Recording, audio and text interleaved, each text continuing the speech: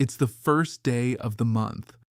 Margaret fills her coffee cup, settles into her chair, and opens her banking app just as she does every single month. Her Social Security deposit should be sitting right there. It always is. But this time, it's only half. Half of her payment. Vanished. No phone call. No warning that she can recall. Her chest tightens. Did the bank slip up? Was her account broken into? Did the government get something wrong? She has no idea yet. But a notice she pushed aside 3 weeks ago, the one she figured was junk mail, just turned her world upside down. If you collect Social Security, this same thing could land on you too. And over the next few minutes, I'm going to show you precisely how to prevent it. Hello, my friend. I am Edward. For many years now, I've guided retirees exactly like you through the puzzling rules that touch your Social Security, your pension, and your retirement security. And I want you to relax and breathe for a moment. Because here's the encouraging part. This is something you absolutely can shield yourself from, as long as you understand the rule. Today, I'm going to lead you through precisely what this 50% rule is, who it touches, and the exact moves you can make to keep your entire check.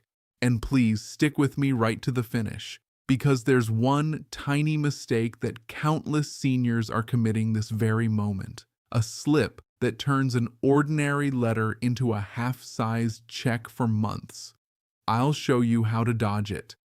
This is genuine official information, straight from the Social Security Administration. Not gossip. Let me walk you through it. Let me share Robert's story with you. Robert is 67. He spent 40 years running a hardware store. He's cautious. He settles his bills promptly. He's the type of man who tucks his receipts away in a shoebox. Last year, Robert took on a bit of part-time work to ease the climbing costs. Nothing major, only a handful of shifts. He intended to phone Social Security about it, but life got hectic and it slipped his mind. Several months later, a letter showed up from the Social Security Administration. It was lengthy. It was packed with figures and official wording, and truthfully, Robert skimmed it, judged it to be one of those baffling notices, and left it on the counter to handle later. That letter stated Robert had been overpaid. It stated he owed that money back. And, here's the crucial piece, it stated he had only a short window to reply. Robert never replied. He figured, if it really matters, somebody will phone me. Nobody phoned. 30 days slipped by. And on the following payment day, Robert's check showed up at precisely half. Now here's the gut-wrenching part. Robert genuinely had choices. He could have appealed. He could have requested forgiveness. He could have arranged a payment as small as $10 per month. But because that letter lingered on the counter, he forfeited his window to act in time. One tiny mistake. Months of half checks. Don't become Robert. Let me lay out the actual rule so you never wind up in his position. Let's begin with what an overpayment actually means. An overpayment is simply when Social Security hands you more than you were meant to get. Perhaps your income shifted. Perhaps your living situation shifted. Or, and this occurs more often than you'd guess, perhaps Social Security itself slipped up. In fact, the Social Security Administration's own watchdog discovered that plenty of these errors aren't the senior's fault whatsoever. But here's the tough truth. Whenever there's an overpayment, federal law obligates Social Security to attempt to recover that money. Now here's the rule stirring up so much anxiety heading into 2026. Straight from the Social Security website, and I'm quoting them word for word. If you don't pay us back within 30 days of the date on your notice, we'll automatically withhold 50% of your benefit each month until the overpayment is repaid. 50%, half of your check, automatically, beginning a mere 30 days after the date printed on that notice. Now let me be truthful and precise with you, because I refuse to overstate things to frighten you. This isn't fresh in 2026. Here's the genuine backstory. Back in March 2024, following a public uproar, Social Security had limited these clawbacks to only 10%. Then in early 2025, they declared they'd climb all the way back up to seizing 100% of your check. After further resistance, in April 2025, they landed on this 50% rate, and that 50% rule is the one still active as we move into 2026. And here's a point that matters to you in particular. The 50% rate applies to fresh overpayment notices for retirement, survivor, family, and disability (SSDI) benefits mailed after April 25th, 2025. If you carry an older overpayment or if you receive SSI, those typically remain at the lower 10% rate. So the real hazard isn't merely the rule itself, it's the trap hidden inside the rule. The trap is that 30-day window. Most seniors fail to grasp that doing nothing is itself a choice. If you brush that letter aside, the 50% withholding kicks in by itself. You needn't agree to it. You needn't sign a thing. Silence sets it off. And there's a second blunder. Folks presume that if the error wasn't their doing, they're automatically in the clear. That simply isn't so. Social Security won't pardon it for you on its own. You must ask. You must submit the request. But, and this is the part meant to give you real hope, you hold strong official protections. Let me name them so you can jot them down. Number 1, Form SSA-634, the request for reconsideration. You reach for this when you disagree, when you don't believe you were overpaid whatsoever, or you think the figure is wrong.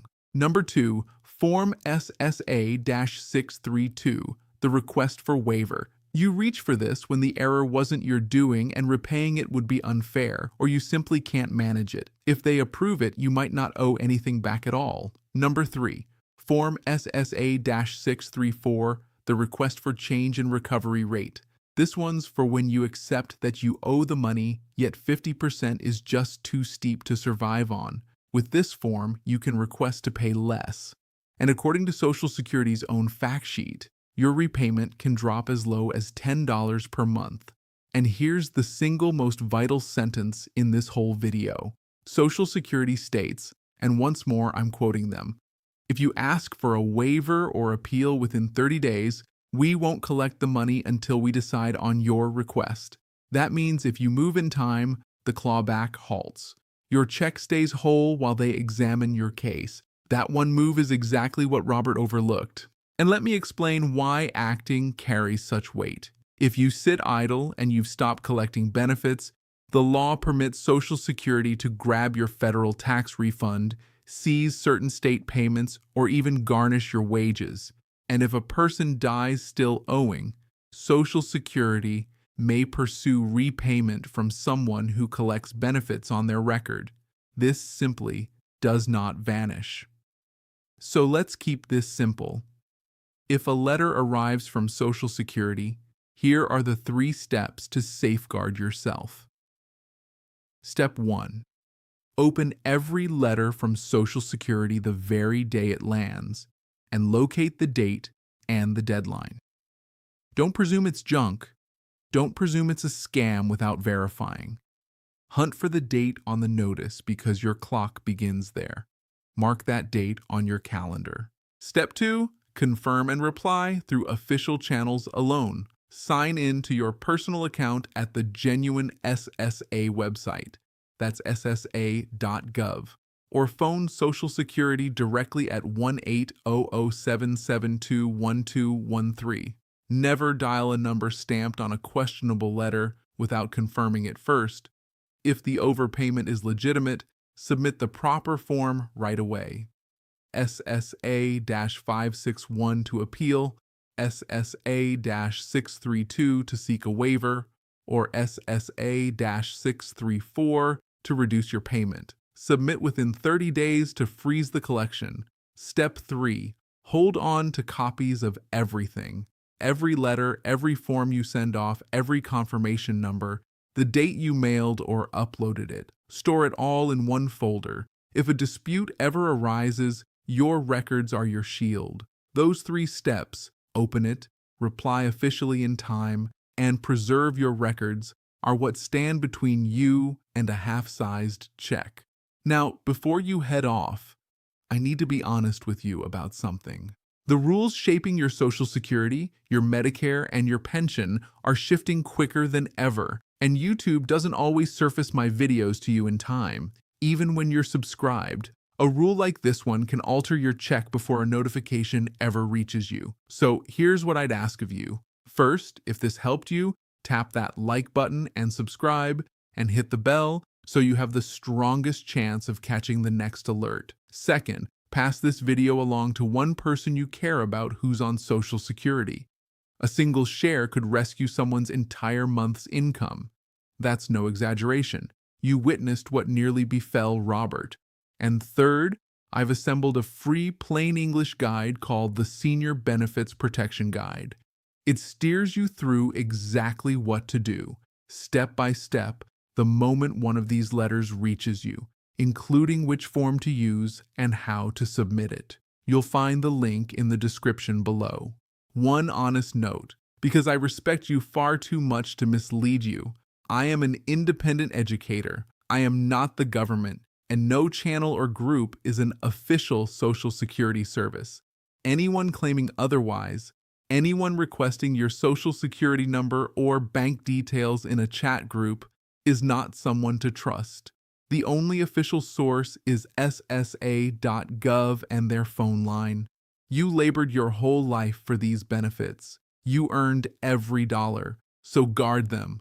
Open your mail, act within 30 days, and never let a letter linger on the counter. I'm Edward. Take good care of yourself, and I'll see you in the next one.